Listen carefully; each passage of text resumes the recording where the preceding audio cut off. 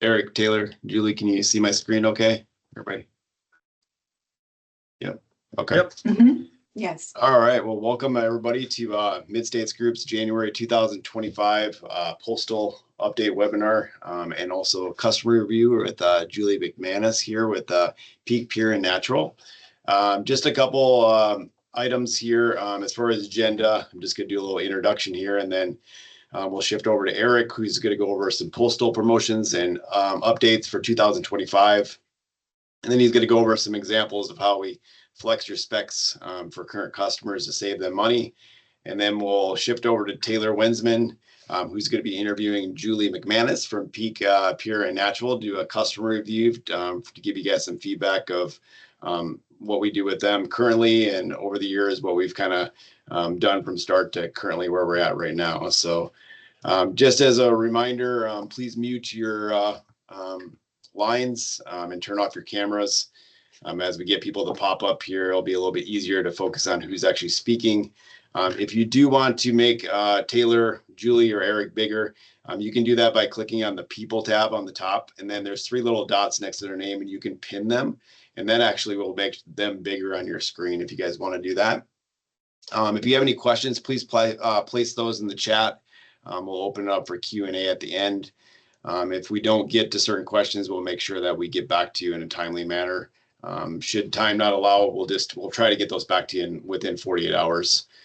This presentation is being recorded, so if you have to jump off or you ended up jumping on a little bit late, we will send out the recording and post that for you guys. And then we will be having these quarterly, so stay tuned for future webinars. We're going to try to keep our current customers and prospects and people that we're talking with up to date on information that we're seeing from our side of things, and hopefully we can share some good customer reviews of customers we currently work with. So with that being said, I'm going to hand things over to Eric to go over some postal promotions and flex your specs examples. Eric? Good afternoon, everybody, and thanks for taking the time today. And I'll apologize up front that you have to put up with me for the whole presentation. Britt Frost from our mailing group was going to be on the call, but sometime over the weekend she decided that she needed to become a grandma. So we're excited for Britt and her family and her daughter, and everybody's doing well. But I'm going to go over things rather quickly to give you some information, and then turn it over to Taylor and Julie, because I think that's really the information we want to get to today is, what are we doing at Midstates, and what is our role to our customers and our prospects to help you navigate through things that are going on in the industry. So just from an impact from the post office, I just wanted to start out talking about, what's changed and what's been going on over the last 3-4 years at the post office, and with the Delivering for America plan. And it's, basically been network integration and trying to streamline and make things more efficient, which means maximizing trailer movements, building new buildings or updating equipment that was antiquated, and just improving the systems and the reporting. And they had hundreds of trailers moving throughout their system with less than 40% occupation or maximized. So they were trying to combine mail with competitive products. And the whole time that this has been going on, Postmaster General has his message has been focused on the lack of change and modernization of his predecessors, is why we are here today. But he's trying to play catch up and compete with the private sectors of UPS and FedEx on the parcel side. And at the same time, it all costs money to do that. So the mailing industry has incurred staggering over the last 2 years, or 23, 24, twice 2-year price increases, which all of you are aware of and have, bared the burden of this, to the extent of 35 to 40% increase in mail over the last 2 years in your price of postage, which in turn has caused volume to decline 10% during the same time period. So this is what's been going on in the industry. This is what has been happening. Sorry, we can go to the next slide. But it's the biggest thing that as they're trying to modernize their network, they've relaxed service standards to improve reliability, First class mail went from 2 to 3 days to 3 to 5 days. And if you look at the reports from last week, first class mail was 70% on time, marketing mail was 85% on time. So they've loosened the expectation of the delivery standards. They're still not performing up to where they need to be. And the recent issues that we discussed on a call this week was Atlanta, Knoxville, Memphis, and Indianapolis, where they're seeing some major delays, anywhere from trucks not being unloaded, sitting for anywhere from 15 hours to 3 days. So, and the frustrating thing for us right now is not a lot of response from what's going on and what can we do to avert some of these issues that we have been seeing. So the contact from the post office has been subpar from our perspective, trying to get information back to our customers. So the biggest question is what do you do how can you reduce the impact of what's been going on within the network to help? And it's basically from, do you have the ability to change your mail piece at all? Can you flex your specs is what we call it. Can you take advantage of maximizing distribution savings that's available through consolidation or drop ship, co-mail, and commingle? And then the post office has promotions to help offset some of the increases that you could potentially see in 2025.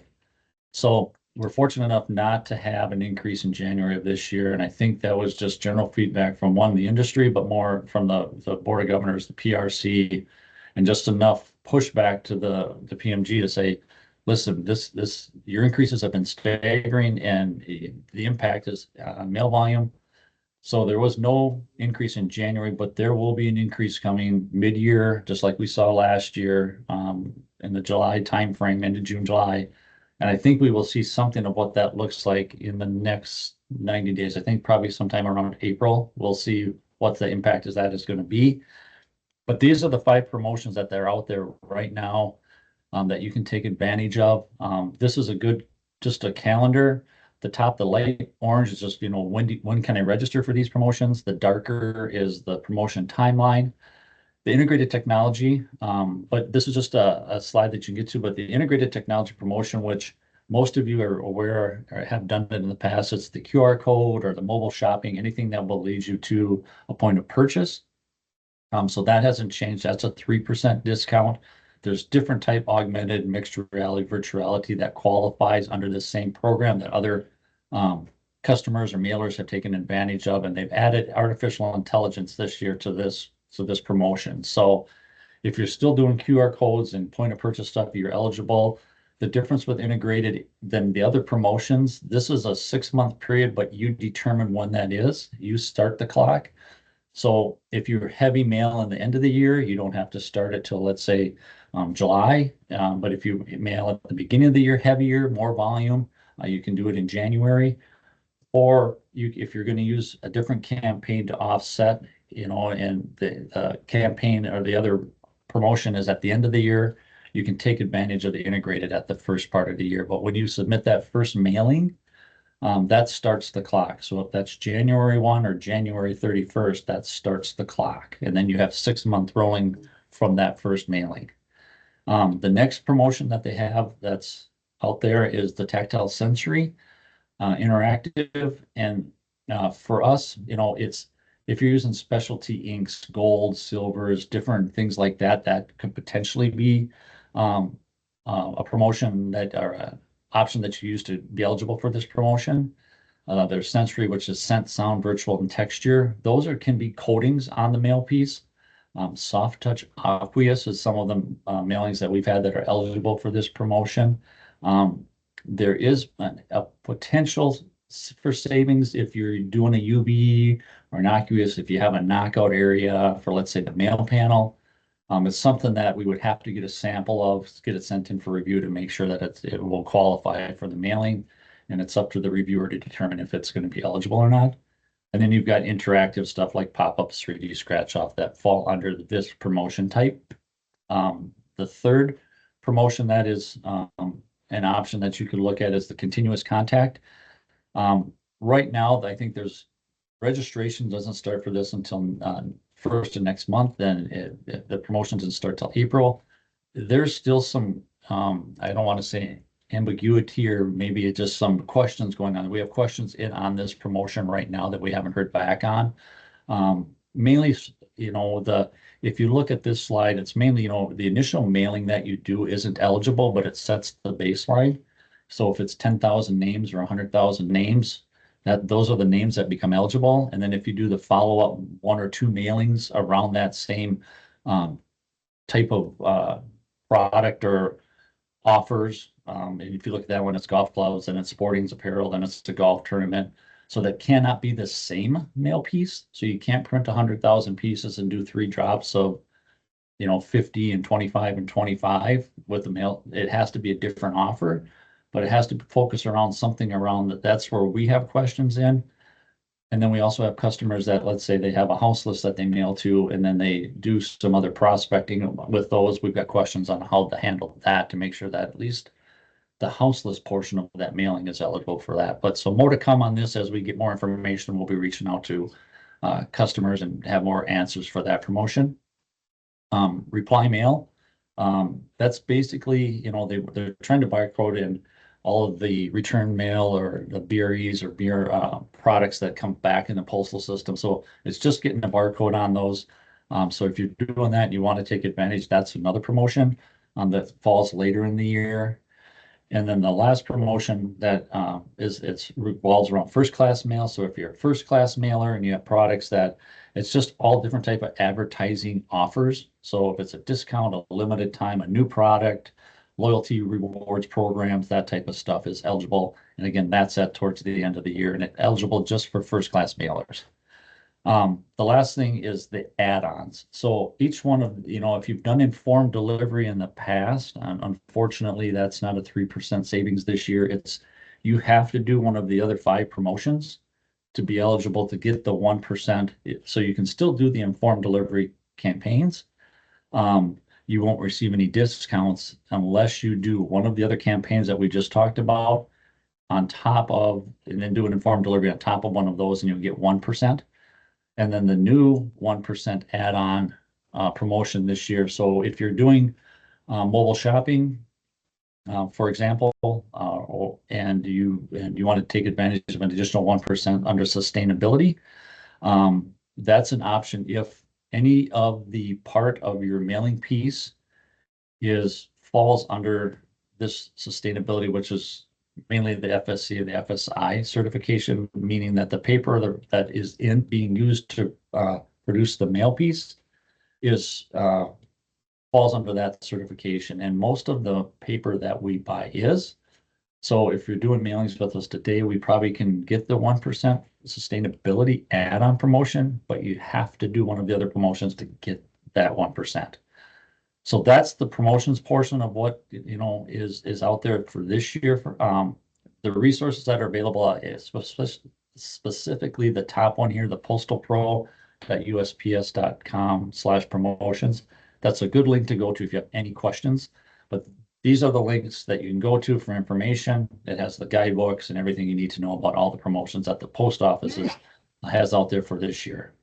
So moving from promotions, another opportunity that you have for possible potential savings to reduce the impact of the postal increases is just flexing your specs. And basically, do you have the ability to change your mail piece? If you're mailing in a full-size piece today at 8.5 by 11 or 8.3 by 10 7/8, can you go to a letter size? Potentially 3 to 5% savings there. Example is, we saved a customer $4,000 on a marketing piece. Same classification of mail. It was still a letter size piece, but it was mailing at a 5 by 9 or a digest size piece. It was 32 pages, which was 2 press runs, and we ran it through. I did a 16-page chop, folded it. So it saved production costs, but postage remained the same. So that's one option, is to reduce the piece size.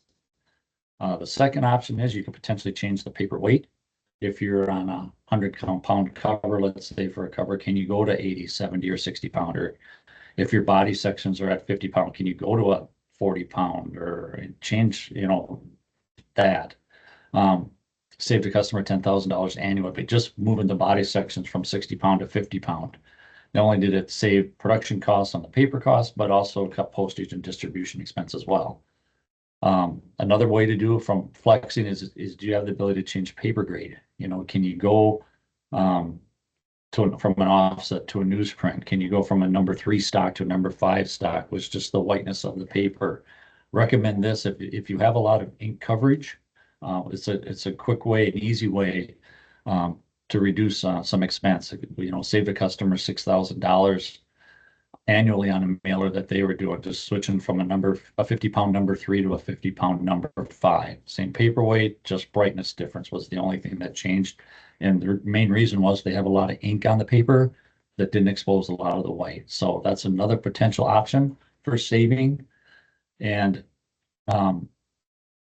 besides the postal promotions and flexing your specs, another potential is taking advantage of consolidation, co-mail and commingle. The last increase in July of 24 that really enhanced the dropship discounts became a little bit more appealing than they had in the past when we see some of those discounts go away. So that's more attractive. So if you're not consolidating or drop shipping, that's an option. Commingle, which is for letter mail only, gets you deeper penetration into the postal stream, which can save you money on a postal side.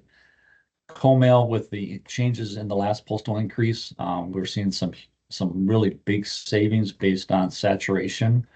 So if you're a flat today and your mailing is flat, we should be looking at co-mail as an option for you to reduce some of that postage expense. And just from a postage expense, typically you can cut your postage at about in half by making that transition from a flat to a letter size piece. So if you're able to resize, there's a huge advantage there. So those are just different ways: promotions, changing your flexing your specs, and then just drop ship or consolidation or logistics distribution savings to reduce the impact that you could see from the postage increase that's going to be coming mid-year this year. With that, that's what I have for you, and I'll turn it over to Taylor and Julie for some good information. Thanks, Eric. Thanks for being here. Thanks, Eric, for all the update on that information. I'm going to hand it over now to Taylor, who's going to be doing a customer review of Julie McManus from Peak Pure and Natural. So it's all yours, Taylor. I'll stop sharing my screen now. Perfect. Thanks, guys. And Julie, thanks for taking the time out of your day, to come share more of your story. You and I have had the pleasure of working together as late, but understand you have a long-standing history of working with Midstates, on the print side across multiple brands. But then we've also had the opportunity to journey with you into just other services and offerings that, as Midstates has developed and changed the offerings that we have to service some of our customers. You've been able to take advantage and join in along on those adventures as well, and really appreciate you just taking the time today to share some of that story with other customers and people who might be looking to do business with Midstates. So thank you to start You're there. welcome. Happy to be here. So to start, on the longevity, can you tell us more about your experience with Midstates from the print perspective and overall just how it started? Well, I mean, it's a really, really long-term relationship that actually predated me and my participation in working with Midstates, I think probably to the mid 90s. And so I didn't become familiar with Midstates until about 2006, 2007 timeframe, when I was working with my business partner, Lane Lowry, and his two companies, Health Resources and True Health, which were two nutritional supplement companies that had previously had a lengthy relationship with Midstates. And so Midstates pretty much has been the printer mailer of choice for us for a really, really long time.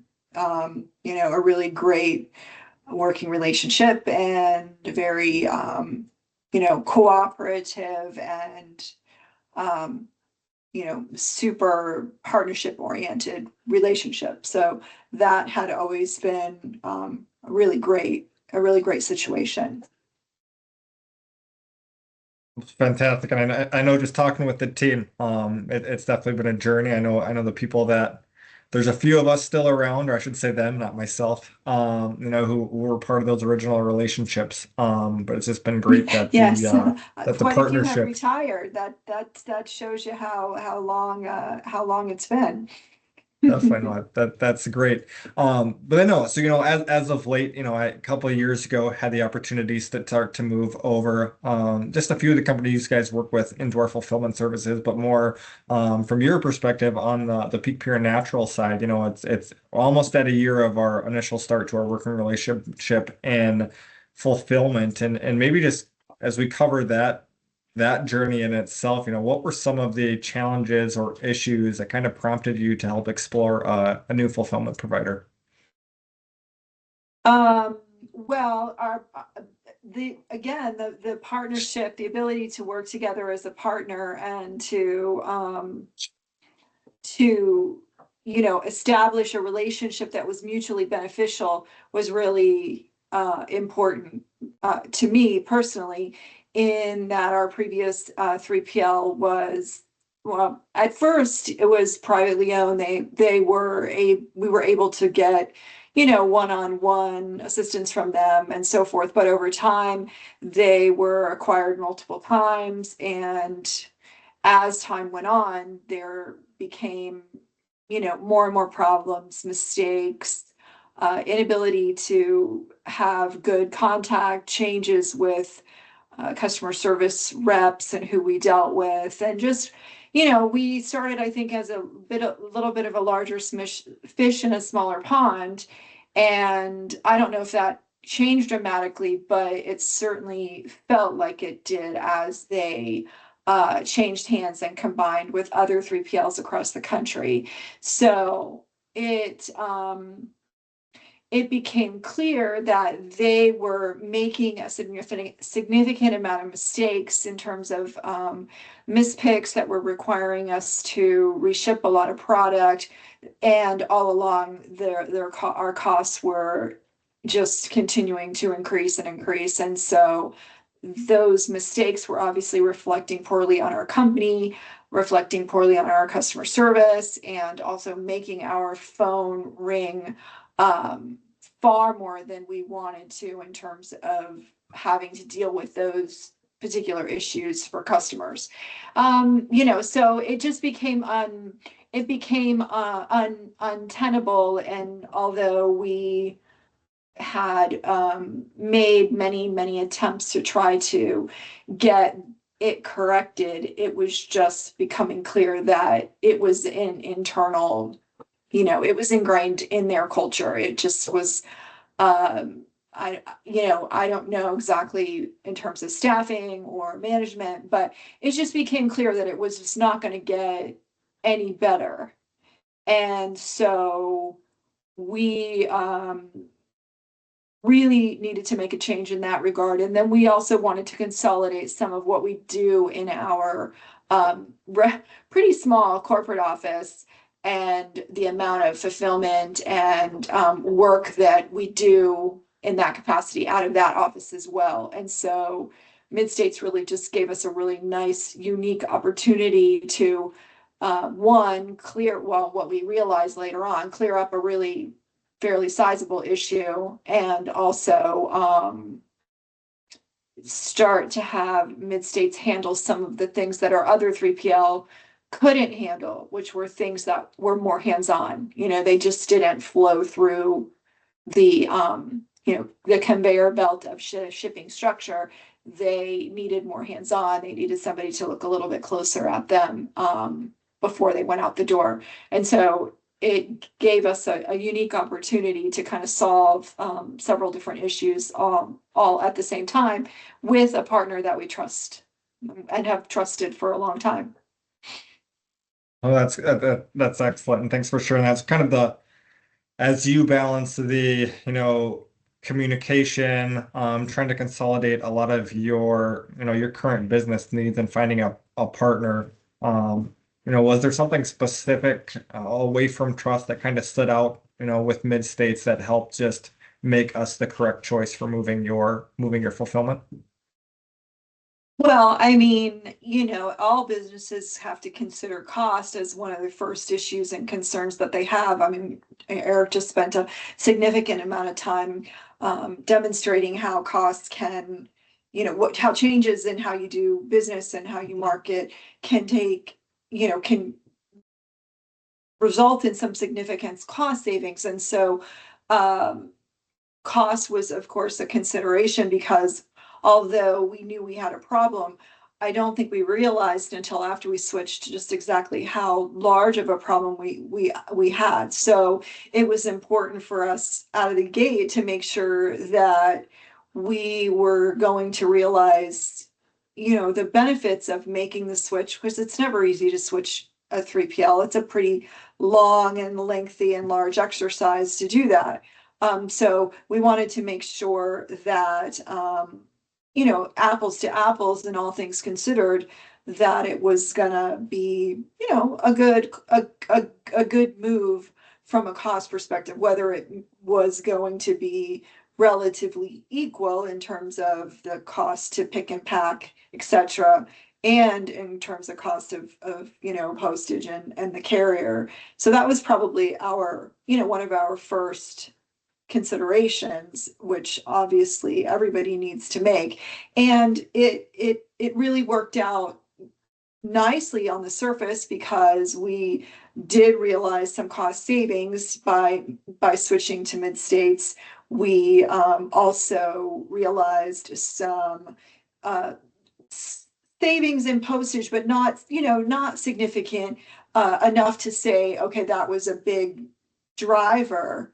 But it overall, where we really, I think, saved in areas that we didn't expect, was in the accuracy.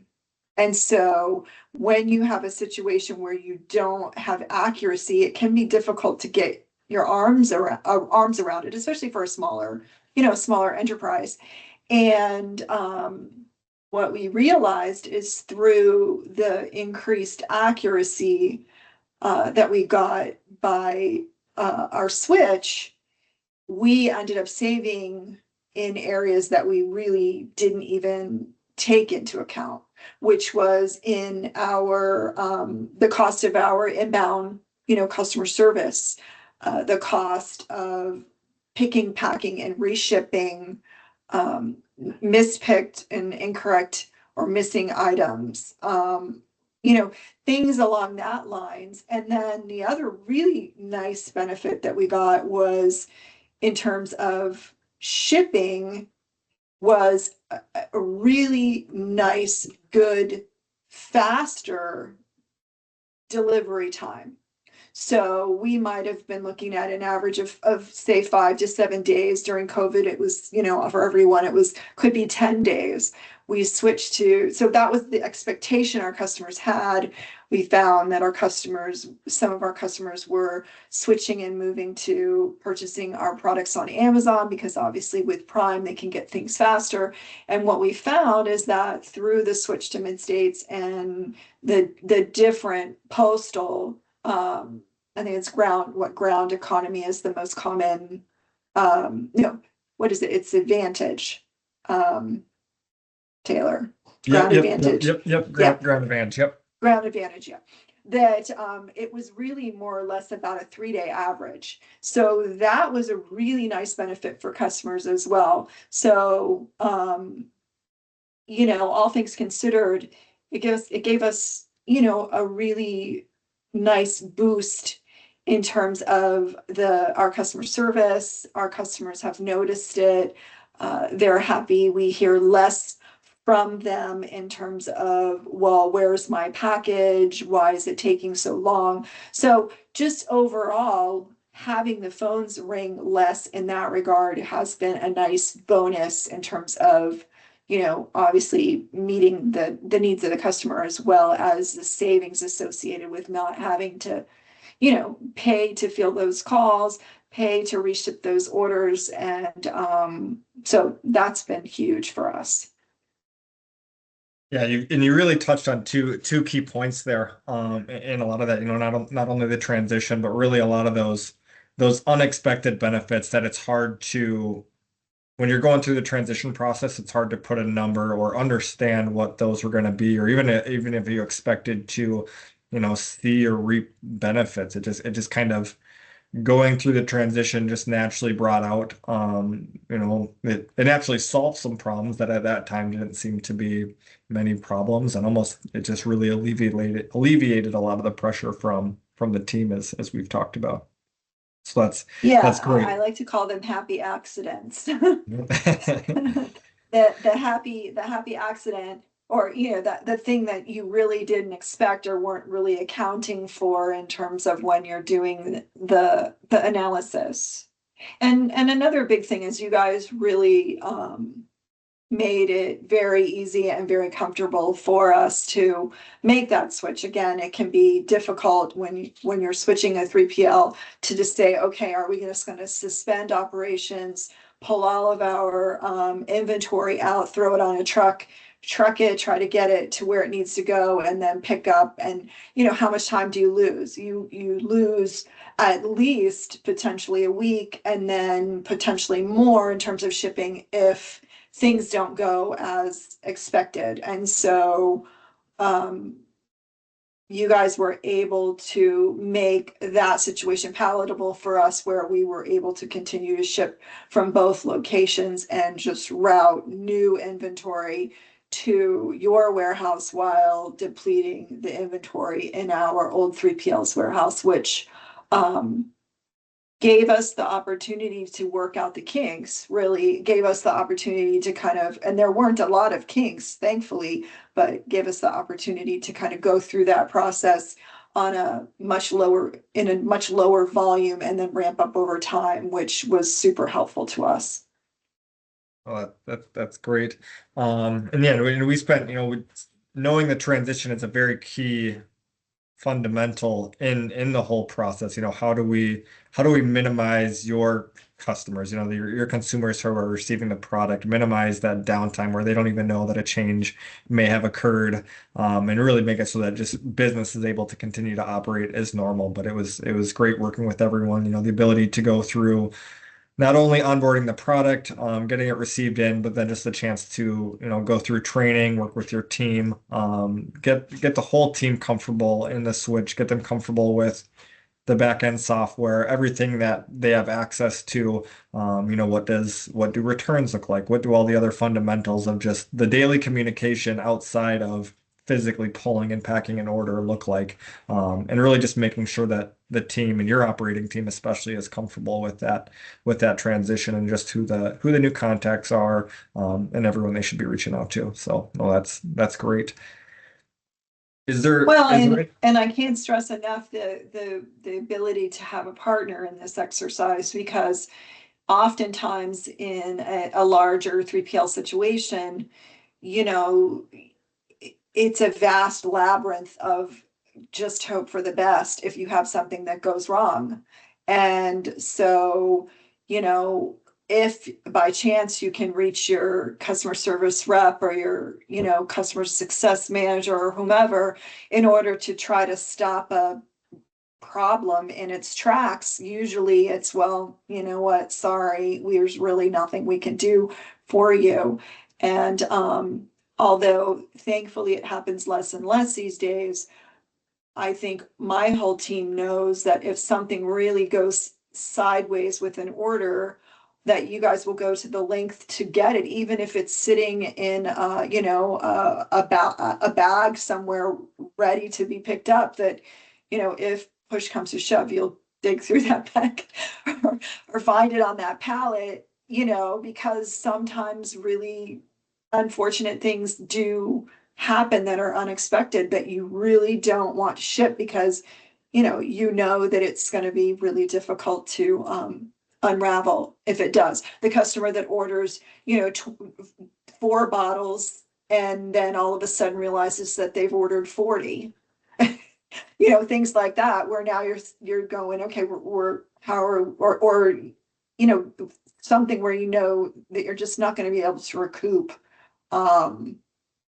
that mistake, whether it came from the customer, or it came from an internal person that is part of the team. Just knowing that you guys will take the extra steps to track it down and to help us resolve it is huge. And it's why we love the partnership so much that we have, because we feel that, you know, you guys are a part of our team.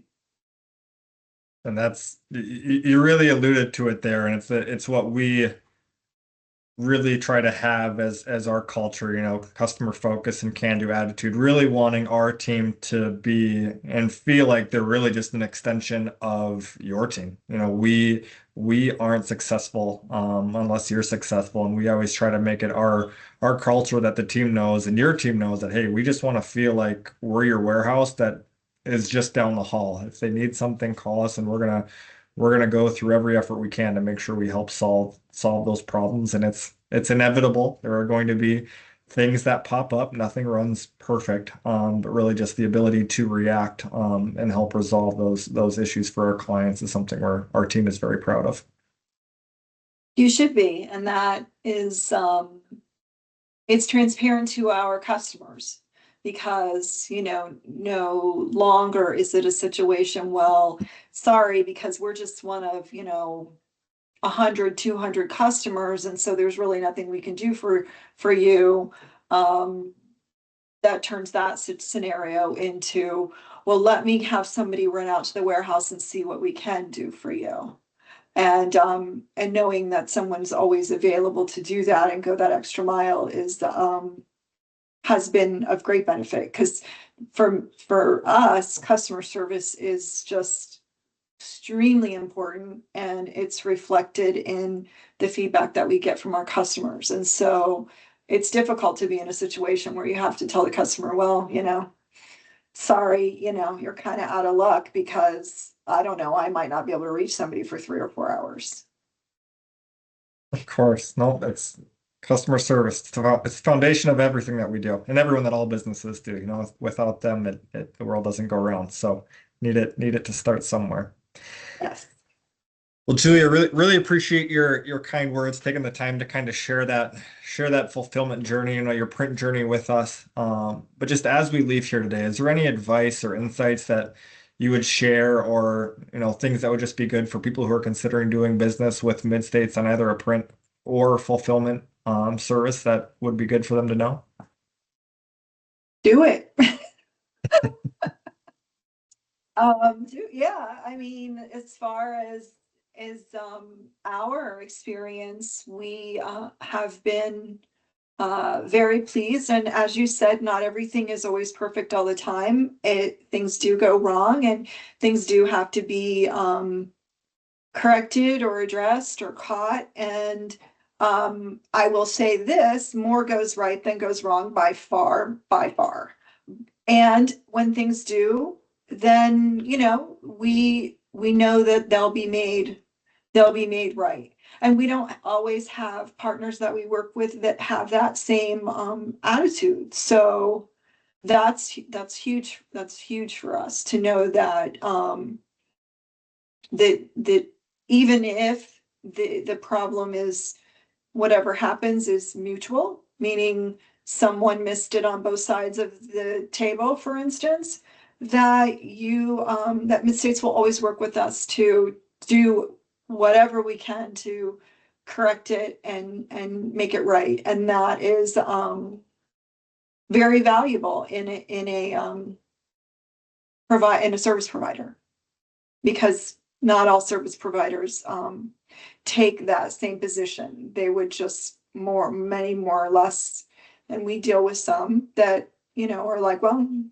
sorry, you know, and that's really about what you get from them. So that is incredibly valuable in our opinion. That and just the long-term relationship is great, because, you know, our business is practically as well as we do, and when things are off or don't seem accurate or something, we hear about it. So it's a double check. It makes you feel like, okay, this is a double check that is always going on in the background, to know that if we miss it, there's a really good chance that someone on your team will catch it. And it's happened many times. So that's, Well, That's great. thanks for those kind words. We really appreciate you taking the time out of your day to share that story and just take and really, help others understand all the opportunities that we have here and how we're kind of able to help customers in multiple ways in the different services we provide. So thank you, thank you. You're very welcome. Thank you. And I guess with that, we'll just open that up. If anyone has questions, if they want to put them in the chat, we'll review those. We'll hang on here for a few minutes in case anyone has questions. Well, thank you, Julie, for sharing your experience with Midstates. We appreciate you coming on this and sharing your personal experience. So if anybody has any questions, feel free to put them off mute or you put it in the chat. I did get one question prior to the webinar today, and this, I guess, Julie, you could answer this, or Taylor too as well, but how does it work? The question was, how does it work with Midstates from a reporting standpoint? Do you get reporting sent to you as a customer when you do fulfillment with Midstates? Yes. Midstates has a robust reporting suite. Many reports that were reports that we did not receive previously, and then also the ability to provide custom reports as well as needed. But I think what we have found mostly is that any reporting that we've asked for has been canned, has already been available. You guys, I am gonna apologize. I gotta grab my charger. All of a sudden I got a message. I'll be right back. Okay. And I can run on that a little bit too, just for added insight. But yes, our system, especially fulfillment wise, has a pretty robust reporting structure, like what Julie mentioned, and it's really just tailoring those reports to what our clients want. So I typically say with reporting, it's more difficult to really specify what people want because there's so much data available, and we could really just fill people up with the different reports. But once we just highlight and we know what reports customers are looking for, we can work to build those and then just make sure that they're triggered to have them received or sent out on the timeline that they want. Okay. Apologies. No, you're I fine. didn't want to disappear. We do have another question from Barry. How extensively do you apply USPS informed delivery campaigns? We do them on everything that we mail. We have not found them to be a great source of conversion. So we predominantly do it for the discount. Could we do more to try to make it better? Yes, I do think that we could, but in the scheme of things, with everything that we have to accomplish on a daily basis, it's probably not a top priority. But we do them on every single thing that we mail. Did that answer your question, Barry? Yeah. Any other questions out there from anybody?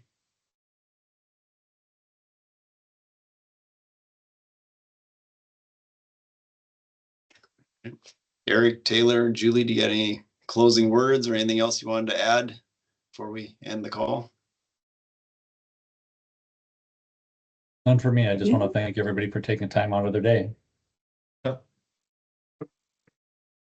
That being said, like I said earlier, we plan on doing these on a quarterly basis just to kind of keep our current customers and potential new customers informed about what we're hearing on our side of things too as well. And like Eric said earlier, if you guys have any questions or you have any specs that you want to take a look at or fulfillment needs, feel free to reach out to us. We'd be more than willing to take a look at your current needs and help you in the future. So with that being said, thank you for joining us today, and we wish all you guys happy 2025 and a great day. Thanks.